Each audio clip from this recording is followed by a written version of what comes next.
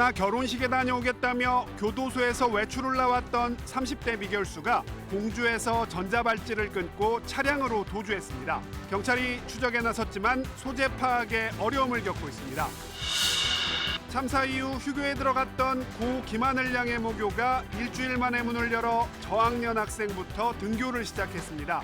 학생 안전을 위한 후속 대책이 쏟아지고 있지만 실효성이 부족하다는 비판이 나오고 있습니다. 명태균 씨와 관련된 윤석열 대통령 부부의 공천 개입 의혹 사건을 서울중앙지검이 넘겨받아 수사합니다. 창원지검은 수사 대상의 거주지 등을 고려해 남은 수사를 서울로 이송한다고 밝혔습니다. 중국의 AI 프로그램인 딥시크 내려받기가 국내에서 잠정 중단됐습니다. 개인정보 과다 수집 우려 등을 개선해달라는 우리 정부 권고를 딥시크 본사가 받아들였습니다.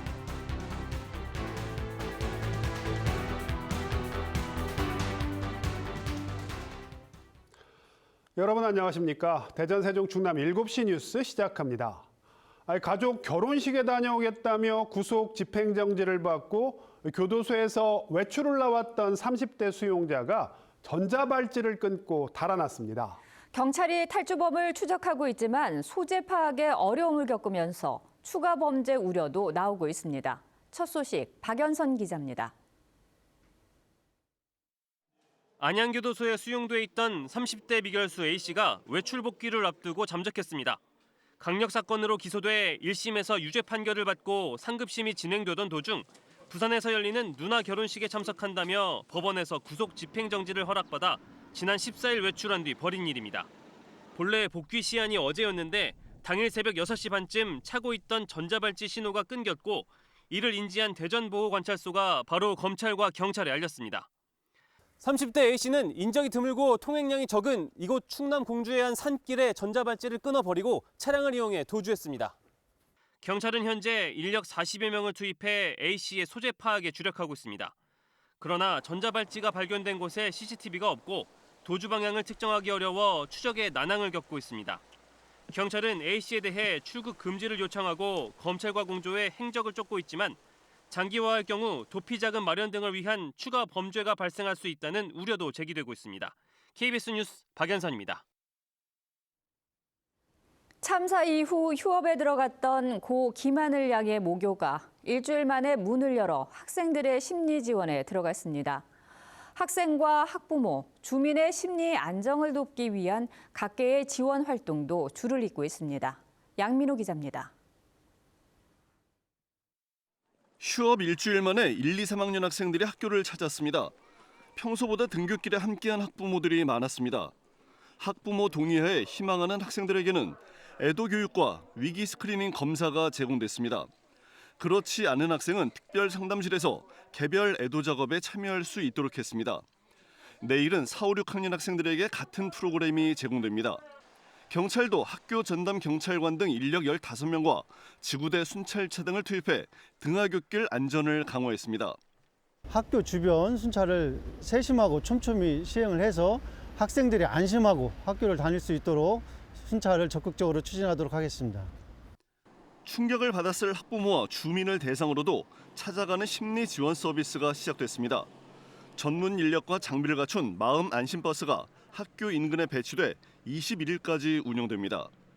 도움이 좀 장기적으로 필요하다고 할 때는 가까운 곳에 있는 지역사회, 정신건강복지센터라던가 그런 상담 관련된 기관으로 저희가 연계해드리는 역할도 조금 해드리려고 하고 있습니다. 대전시 교육청은 지역의 다수 복지기관이 힘을 보태겠다는 제안이 잇따르고 있어 수용 여부를 검토하고 있다고 밝혔습니다. KBS 뉴스 양민호입니다. 고 김하늘 양 사건 이후 숨가쁘게 후속 대책이 쏟아져 나오고 있습니다. 하지만 중요한 건 속도가 아니라 현장의 목소리를 충분히 반영한 실효성 있는 대책이 필요하다는 지적이 나오고 있습니다. 보도에 한솔 기자입니다. 교사가 휘두른 흉기에 숨진 고 김하늘 양 사건을 계기로 대전교육청이 나흘 만에 발표한 안전한 학교 만들기 지원 대책. 안전한 돌봄 교실을 만들기 위해 현장 점검을 비롯해 복도 등 취약 공간에 CCTV 설치를 지원한다는 내용이 담겼습니다. 별도 자원봉사자를 확대 배치해 학생들의 안전한 귀갓길을 조성하겠다고도 했습니다.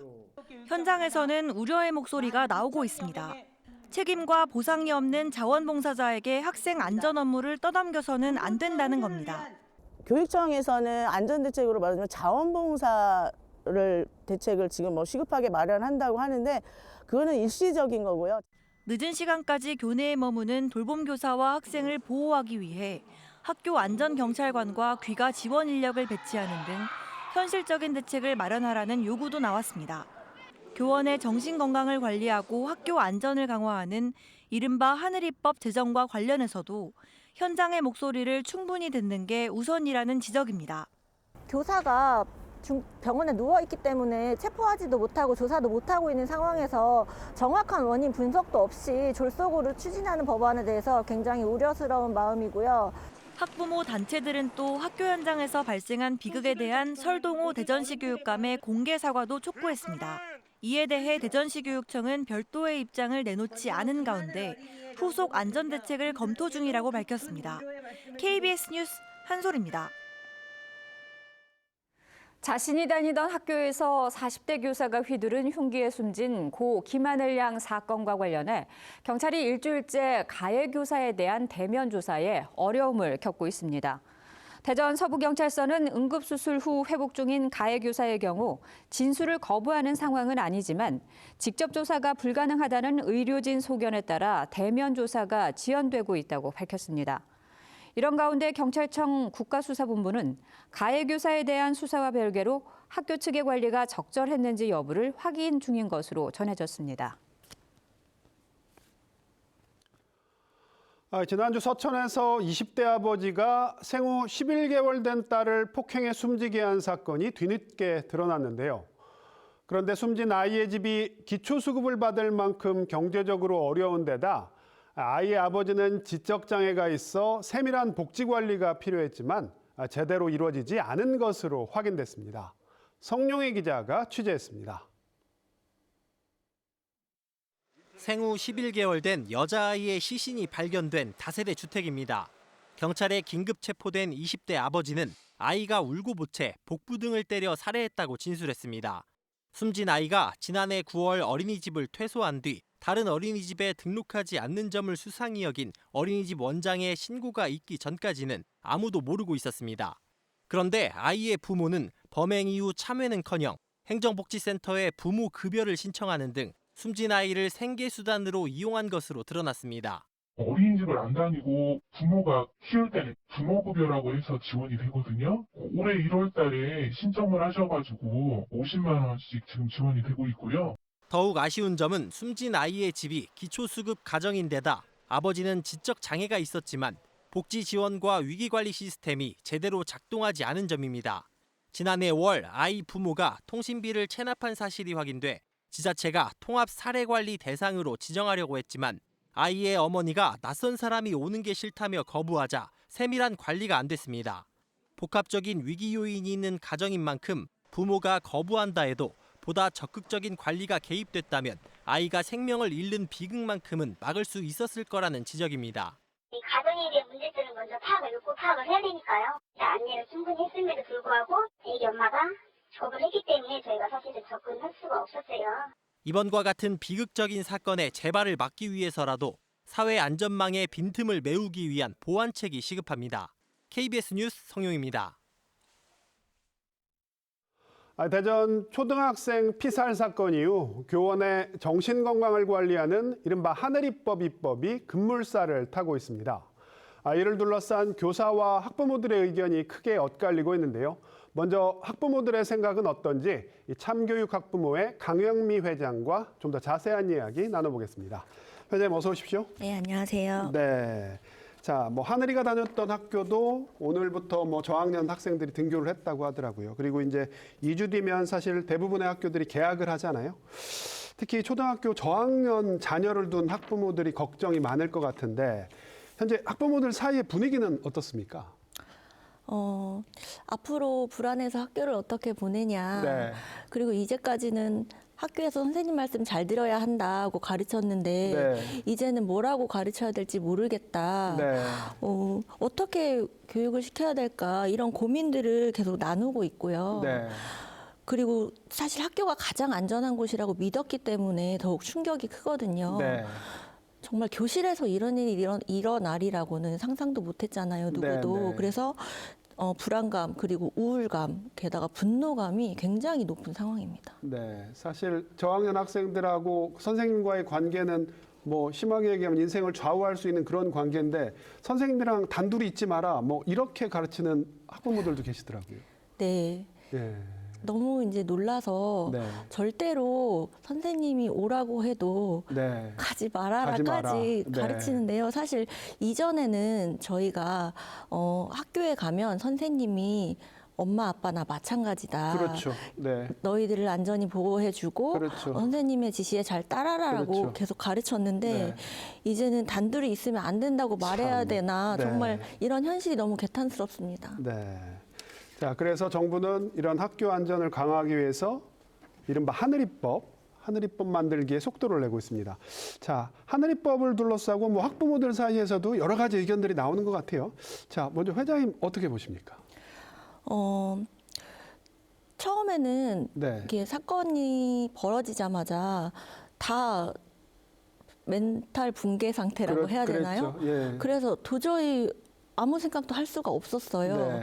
그런데 하늘이 장례식 중에 네. 추진되는 것을 보면서 네. 굉장히 불편했습니다, 사실은. 네. 지금 해당 교사가 치료 중이라 네, 조사도 네. 제대로 이루어지지 않고 있다고 아직까지는 그렇죠. 들었고요. 그리고 무슨 일이 벌어지면은 일단 원인부터 철저히 네. 분석한 다음에 네. 대책을 하는 게 상식 아니겠습니까? 그렇죠. 그런데 지금 빨리 만드는 것이 중요한가라는 의문이 들었고요.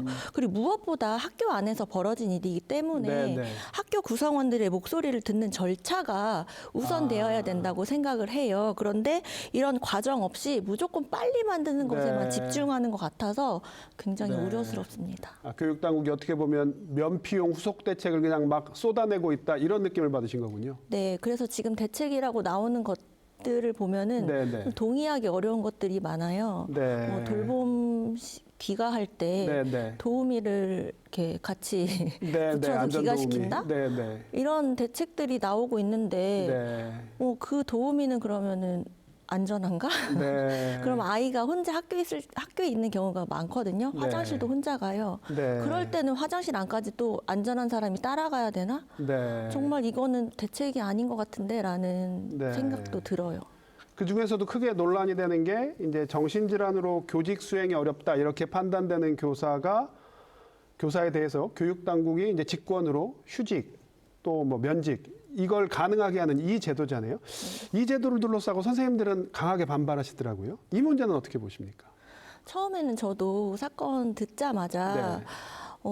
이런 교사는 절대 교단에 서면 안 됐었는데 네. 왜 학교에 계속 존재했지? 라는 생각을 하면서 이런 교사들을 어떻게 걸러내야 되지? 네. 그런 기준은 왜 없는 거지? 네. 이런 생각을 했어요, 사실은. 네. 근데 이제 찾아보니까 교육공무원법에 이미 정신적으로나 신체적으로나 업무 수행이 불가능한 경우에 네. 직권 휴직 또는 직위 해제, 직권 면직까지 할 수 있는 조항이 있더라고요. 이미 제도가 있더라고요. 예. 그런데 그것들이 왜 작동하지 않았는지에 네. 대한 철저한 원인부터 저는 분석을 해야 된다고 봐요. 네. 지금 말씀드렸듯이 그런 교사를 그냥 놔두자는 건 절대 아니고 네, 그런 네. 교사를 진작에 네. 왜 분리하지 않았는지에 대한 의문이 강하게 들어요. 왜냐하면 네, 네.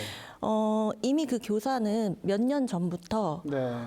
1년 동안 수차례 네. 굉장히 많은 몇 달 동안의 휴가를 계속 써왔어요. 네.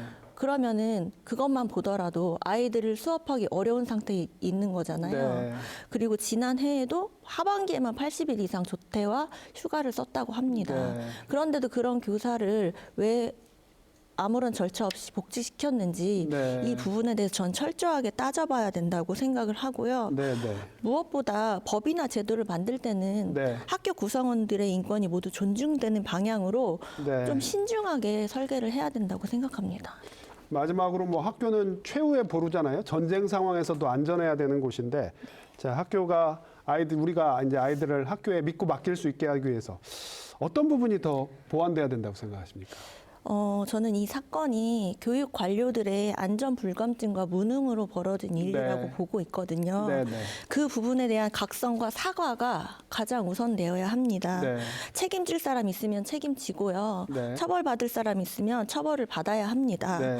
그런 절차 없이 졸속으로 대책을 내놓으면서 네. 또 다시 학교 구성원들에게 상처 주는 행위를 당장 멈춰야 하고요. 네. 또 아이들을 믿고 맡길 수 있는 안전한 공간을 위해서 네. 방금 말씀드렸듯이 교사, 학부모, 네. 학생, 전문가 모두가 네. 한자리에 모여서 논의할 수 있는 과정이 네. 꼭 보장돼야 된다고 생각합니다. 네, 집단지성을 발휘해서 좀 근본적인 대책을 마련해 보자. 네. 알겠습니다. 회장님 오늘 말씀 여기까지 듣겠습니다. 고맙습니다. 네, 감사합니다.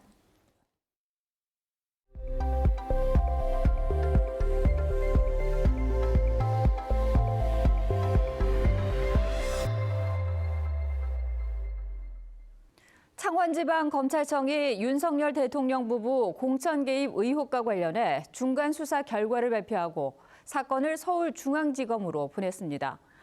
검찰은 또 명태균 씨의 불법 정치자금 수수 혐의와 관련한 수사에서 김영선 전 의원의 회계 책임자 강혜경 씨와 김 전 의원의 두 동생도 함께 기소했습니다. 보도에 최진석 기자입니다. 창원지방검찰청은 윤석열 대통령 부부 공천 개입 의혹의 관계자인 강혜경 씨와 김영선 전 의원의 동생 등을 추가로 기소했습니다. 창원지검은 김영선 전 의원의 공천 대가로 명 씨가 정치자금 8천여만 원을 받는 데 개입한 혐의로 김 전 의원의 회계 책임자였던 강혜경 씨를 불구속 기소했습니다. 김 전 의원의 두 동생들은 김 전 의원에게서 창원 국가산업단지 후보지 선정 정보를 전해 듣고 부동산 투기를 한 혐의로 김 전 의원과 함께 기소됐습니다. 김 전 의원과 강 씨는 2023년 12월 여론조사를 한 것처럼 국회에 허위 자료를 내고 정책개발비 2천만 원을 편취한 혐의로도 기소됐습니다. 김 전 의원과 강 씨는 또 정치자금 지출 내역을 허위로 기재한 혐의 등으로도 기소됐습니다. 검찰은 여론조사 결과 조작과 무상 제공, 여론조사비 대납 등의 의혹에 대해 국민의힘 중앙 당사 등 61곳을 압수수색해 조사하고 있다고 밝혔습니다. 또 당시 국민의힘 당대표와 공천관리위원장 등 주요 당직자와 전형직 국회의원 등 모두 100여 명을 소환 조사했다고 설명했습니다. 앞서 검찰은 지난해 12월 김 전 의원 공천 관련 정치자금 불법 수수 혐의와 지방선거 공천 대가로 출마 예정자들로부터 2억 4천만 원을 받은 혐의 등으로 명 씨와 김 전 의원을 구속 기소했습니다. 창원지검은 대통령 등 공천 개입 의혹과 여론조사 결과 조작, 무상 제공, 여론조사비 대납 의혹 혐의 등을 서울중앙지검으로 이송하되 기존 수사팀이 수사를 계속한다고 밝혔습니다. KBS 뉴스 최진석입니다.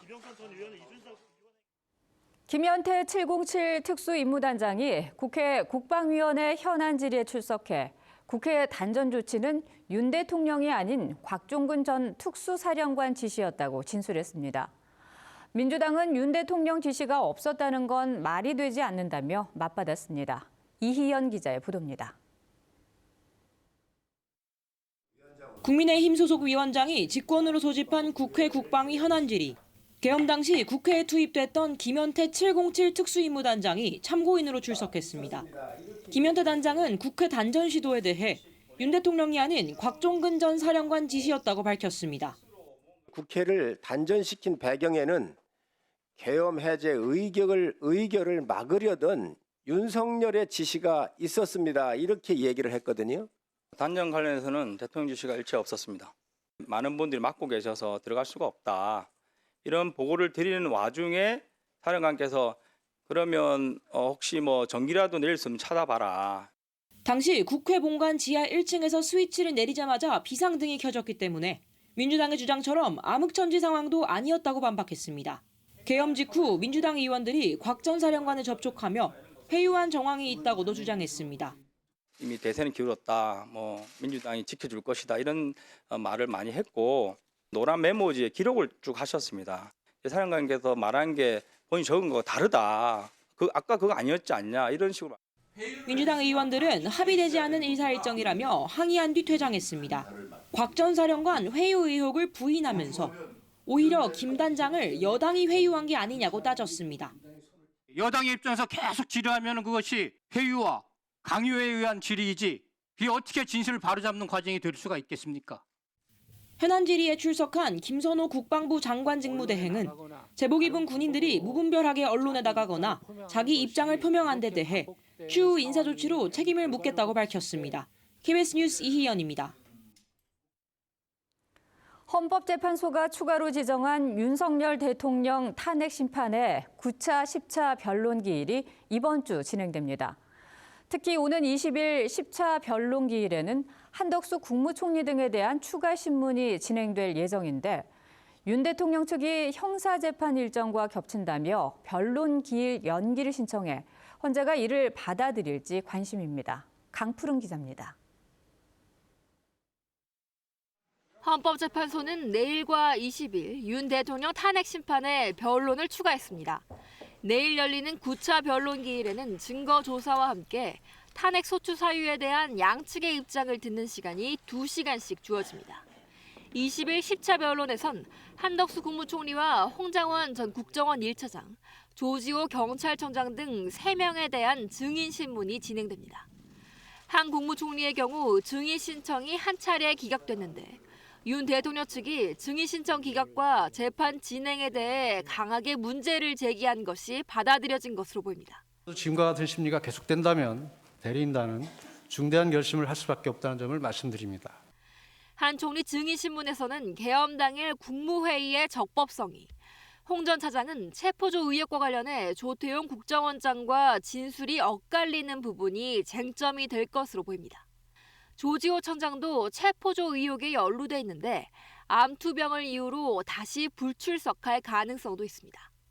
다만 고심 끝 추가한 신문인 만큼 헌재는 1시간 30분으로 정해진 증인 신문 시간을 엄격히 준수하고 쟁점에서 벗어난 질문은 제한할 것으로 보입니다. 특별히 물을 필요가 있나요? 예, 계엄 선포 동기와 관련돼 있다고 봅니다. 동기하고는 좀 거리가 있지 않을까요? 이렇게 맥락을 끊고 외부에서 지원하라는 의미는 뭐냐고 하면서 답을 그렇게 강요하듯이 질문하시면 어떡해요? 한편 윤 대통령 측은 형사재판 첫 공판 준비 기일과 겹쳤다는 이유로 오는 20일 10차 변론 기일에 연기를 요청했는데 헌재가 이를 받아들일 가능성도 있습니다. KBS 뉴스 강푸른입니다. 서울 서부지법 폭력 난입 사태를 수사하고 있는 경찰이 배후 세력으로 수사 범위를 넓히고 있습니다. 경찰은 또 대전에서 발생한 초등생 피살 사건과 관련해 피의자 신상 공개를 검토하고 있다고 밝혔습니다. 보도에 추재훈 기자입니다. 지난달 발생한 서부지법 폭력 난입 사태와 관련해 경찰은 현재까지 수사를 받는 피의자가 125명이라고 밝혔습니다. 이 가운데 74명이 구속됐고 70명이 검찰에 송치됐습니다. 윤 대통령 탄핵 심판이 이루어지고 있는 헌법재판소 습격 모의와 관련해서는 신고 접수된 인터넷 게시글 60건에 대해 서울경찰청 사이버수사대에서 수사하고 있습니다. 경찰은 배후 세력에 대해서도 철저히 수사하고 있다고 설명했습니다. 내란 선동 혐의로 고발된 사랑제일교회 전광훈 목사에 관해선 전담팀을 구성해 적용 법령을 검토하는 등 수사를 이어가고 있다고 경찰은 설명했습니다. 전광훈 목사에 대한 피고발인 조사도 이루어질 것으로 보입니다. 또 경찰은 비상계엄 특별수사단에서 비상계엄 사태와 관련해 입건한 사람은 모두 54명이라고 밝혔습니다. 비상계엄에 가담했다는 혐의로 고발된 박현수 서울경찰청장 직무대리는 아직 입건되지 않았다며 그제 참고인 조사가 이루어졌다고 설명했습니다. 경찰은 지난 토요일 광주에서 열린 탄핵 찬성 집회에서 윤 대통령 부부 딥페이크 영상이 등장한 데 대해서도 입건 전 조사에 착수했습니다. 경찰은 지난 10일에 발생한 대전 초등학생 피살 사건과 관련해서는 피의자 신상 공개를 검토하고 있다고 밝혔습니다. 학교 측의 관리 문제에 대해서도 관련 규정을 검토하고 있다며 필요시 수사에 착수하겠다는 입장입니다. KBS 뉴스 추재훈입니다. 윤석열 대통령 방어권 보장 안건에 대한 반대 의견 제출 시한을 앞두고 윤 대통령 지지자들이 인권위 건물로 다시 몰려들었습니다. 오늘 오전 윤 대통령 지지자 50여 명가량은 서울 중구 국가인권위원회 건물로 몰려왔으며 일부는 건물 14층으로 진입을 시도한 걸로 알려졌습니다. 이들은 해당 안건에 반대하는 인권위원들의 소수 의견 제출을 앞두고 민주노총과 전국장애인 차별철폐연대 등이 시위를 벌일 수도 있다며 이들을 막아야 한다고 주장했습니다.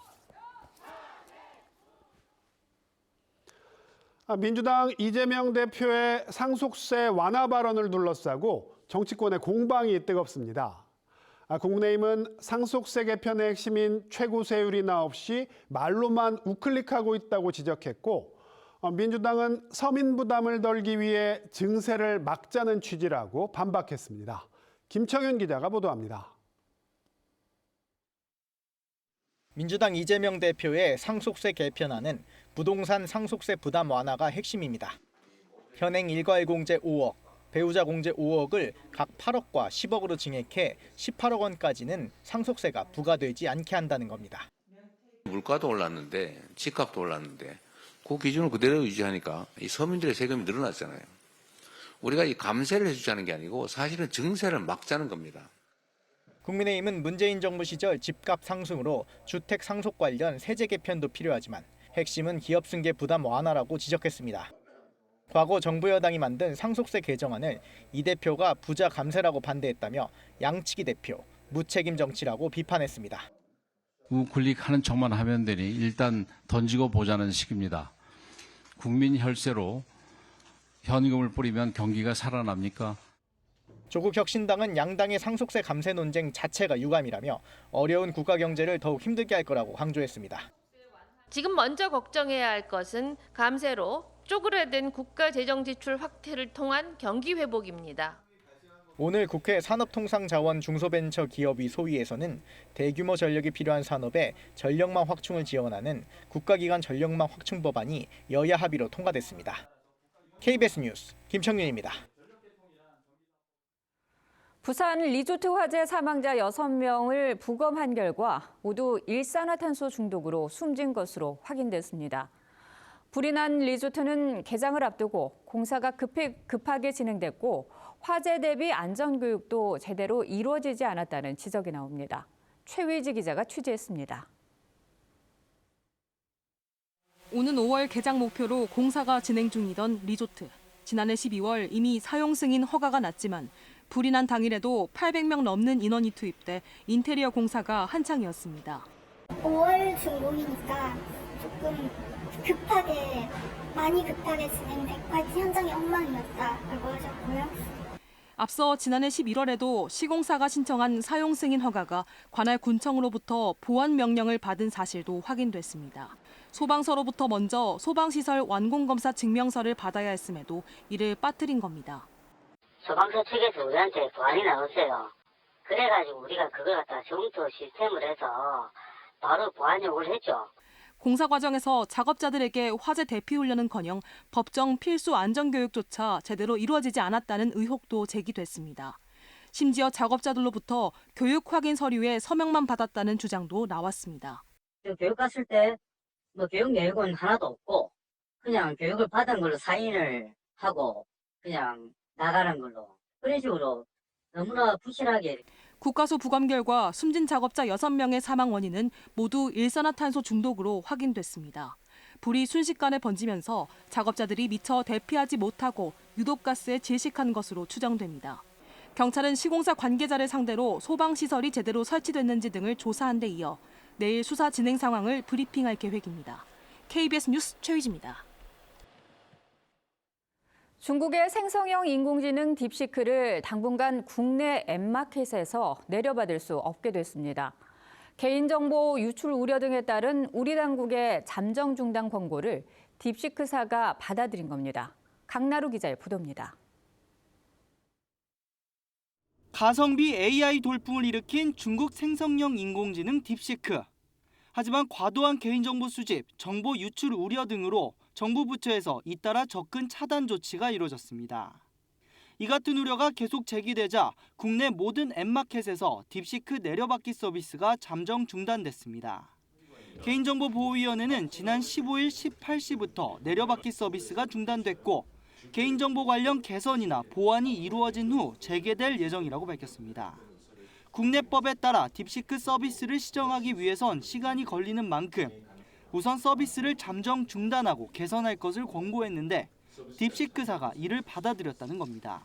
글로벌 서비스 출시 과정에서 국내 보호법에 대한 고려가 일부 소홀했으며 앞으로 개인정보 보호에 적극 협력하겠다는 의사를 표명해 왔습니다. 특히 딥시크에 대한 개인정보의 자체 분석 결과 실제로 과다 수집 우려 등 미흡한 부분이 확인됐습니다. 개인정보위는 서비스 중단 기간 딥시크의 개인정보 처리 실태를 면밀히 점검하겠다고 밝혔습니다. 아울러 이번 조치의 경우 앱마켓에서 신규 내려받기를 제한하는 것일 뿐 기존 앱 사용자나 PC를 통해서는 여전히 딥시크를 이용할 수 있는 만큼 신중한 이용을 당부했습니다. KBS 뉴스 강나루입니다. 미국과 러시아 고위급 대표단이 현지 시각 18일 사우디에서 만나 우크라이나 전쟁 종전 협상을 벌일 예정입니다. 트럼프 미국 대통령은 푸틴 러시아 대통령과도 곧 만날 수 있다고 밝히는 등 협상이 속도를 내는 분위기인데 정작 당사국인 우크라이나는 이번 협상에서 사실상 제외됐습니다. 보도에 김양순 기자입니다. 트럼프 미국 대통령이 푸틴 러시아 대통령과 곧 만날 것 같다고 말했습니다. 미국과 러시아 간 우크라이나 전쟁 종전 협상을 앞두고 나온 발언입니다. It could be very soon. It'll be soon. We'll see what happens, but they're meeting right now, and that's more. 미국은 현지 시각 18일 루비오 국무장관과 월츠 미 안보 보좌관 등 고위급 인사들이 사우디아라비아에서 러시아 측을 만나 우크라이나 전쟁을 어떻게 끝낼지 논의할 계획입니다. 이르면 이달 말 미러 정상회담이 열릴 수 있다는 전망도 나옵니다. 전쟁을 끝내기 위한 미러 간 첫 고위급 회담이지만 당사국인 우크라이나는 이번에 배제됐습니다. I want to have real meeting, productive, and to hear us, to hear President Trump, to share it with allies, then with Russians, and stop this war. 트럼프 미 대통령은 이에 대해 젤렌스키 우크라이나 대통령도 회담에 참여할 것이라고 했습니다. 다만 미러 회담에 함께하는 게 아니라 별도 회담이 진행될 것으로 전해졌습니다. Zelensky to be involved in these conversations. What will his role be? I do. He will be involved. Yes. Mr. President, would you allow the Europeans to buy U.S.-made weapons for Ukrainians? Yeah. 미러 단독 회담 소식에 영국, 독일 등 유럽 국가들은 오늘 프랑스 파리에서 비공식 정상회의를 긴급 소집했습니다. 이들은 종전 협상에서 유럽을 배제하려는 트럼프 행정부에 대한 대응 방안과 우크라이나 파병안 등 종전 이후의 유럽 안전 보장 등을 논의할 것으로 예상됩니다. KBS 뉴스 김양순입니다. 지난 주말 눈비와 강풍을 동반한 강력한 겨울 폭풍이 미국 동부를 덮쳤습니다. 많은 비가 내린 켄터키주에선 일부 마을이 물에 잠기고 산사태가 일어나는 등 이번 겨울 폭풍으로 최소 9명이 숨졌습니다. 보도에 조태흠 기자입니다. 도로는 흔적도 없이 물속으로 사라졌고 일부 대형 건물만 섬처럼 남아 있습니다. 주차해 있던 차들은 바퀴까지 모조리 잠겼습니다. 지난 주말 미 동부 켄터키주에 겨울 날씨론 이례적인 150mm 폭우가 쏟아졌습니다. This is one of the most serious weather events we've dealt with in at least a decade. 군병력까지 급파돼 침수 지역 구조 활동을 벌였지만 급류에 휩쓸린 차량 탑승객 등 최소 8명이 숨졌습니다. We hope it doesn't grow quickly or grow much larger, but one way that you can help us out to ensure we have as few fatalities as possible is don't get on the roadways. 동남부 조지아주에선 폭우를 동반한 강풍으로 큰 나무가 쓰러져 집을 덮치면서 1명이 숨지는 등 곳곳에서 강풍 피해도 속출했습니다. We were all sitting here in the living room. The rain started, and it almost sounded like a freight train coming through. 캐나다와 인접한 미 동북부 지역에선 폭우가 눈으로 바뀌어 일부 지역에서 10cm 넘게 쏟아졌습니다. 미 기상청은 내일까지 이 지역 최저 기온이 영하 30도 안팎까지 떨어질 수 있다고 경고했습니다. 이 같은 폭우와 폭설, 강풍 등으로 여러 지역 도로가 폐쇄됐고 현지 시각 16일 오후 기준 30여만 가구의 전기가 끊겼습니다. 트럼프 대통령은 특히 피해가 심한 켄터키주를 재난 지역으로 선포했습니다. KBS 뉴스 조태흠입니다. 토트넘이 손흥민의 과감하고 지능적인 패스에 힘입어 맨체스터 유나이티드를 무너뜨리고 2연승을 달렸습니다. 골과 도움을 기록하진 못했지만 전성기 기량을 보여줬다는 평가가 나왔는데요. 선제 결승골의 기점이 된 패스 한 방, 김기범 기자가 분석했습니다. 전반 12분 손흥민을 향해 오른쪽 측면에서 긴 패스가 날아옵니다. 메뉴의 일자 수비 4명이 촘촘히 깔려있는 상황. 손흥민의 선택은 과감히 2번 수비수 몸을 맞힌 발리 패스였습니다. 맨유 수비진이 흐트러졌고 메디슨이 이 공간을 파고들어 선제골을 터뜨립니다. 측면 날개 공격수 손흥민의 진가가 나온 지능적인 플레이였습니다. 손흥민의 발끝에서 시작한 선제 결승골을 잘 지켜 토트넘은 맨유를 1대0으로 꺾고 리그 2연승을 달렸습니다. Yeah, today was an opportunity for us to start addressing that. Like I said, we had a good week of training. We've got some players back, and important we won today. 손흥민은 전반 26분 날카로운 패스로 도움을 기록할 수 있었지만 골키퍼 선방에 막혔습니다. 최전방 공격수가 아닌 왼쪽 날개로 뛰는 손흥민은 득점 기회는 적어졌지만 날카로운 패스 능력을 뽐내고 있습니다. 후반 42분 교체돼 나갈 때 손흥민의 활동 반경이 표시됐는데 측면과 중앙에서 활발하게 뛰어 현지 분석 매체는 7.8점의 높은 평점을 줬습니다. 2연승으로 리그 12위까지 올라선 토트넘은 이번 주말 강등권의 입스위치를 상대로 3연승에 도전합니다. KBS 뉴스 김기범입니다. 대전지법 천안지원 형사 1부는 천안준법지원센터에 불을 지른 혐의로 기소된 50대 A씨에게 징역 10년을 선고했습니다. A씨는 지난해 8월 부탄가스와 신호가 든 가방을 메고 준법지원센터를 찾아가 3층 전자감독실에 불을 질러 공무원 15명과 민원인 등 18명을 다치게 한 혐의를 받고 있습니다. 재판부는 국가의 정당한 법 집행을 위협하는 범죄에 대해 엄중히 대처할 필요가 있는 점을 고려했다고 판시했습니다.